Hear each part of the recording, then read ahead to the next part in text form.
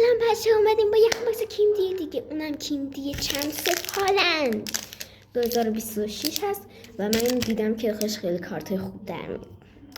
بچه دی امباپه داخل 2 روز دیگه حداقل بازش میکنیم یا فردا یا 2 روز دیگه که قرار ببینیم که اون چی در میاد. بزن ابزار جرش میدیم، نه کم پایین تر باید جرش بدیم. یه دقیقه نمیشناسم واقعا. این در اومد برچسب با این کارت.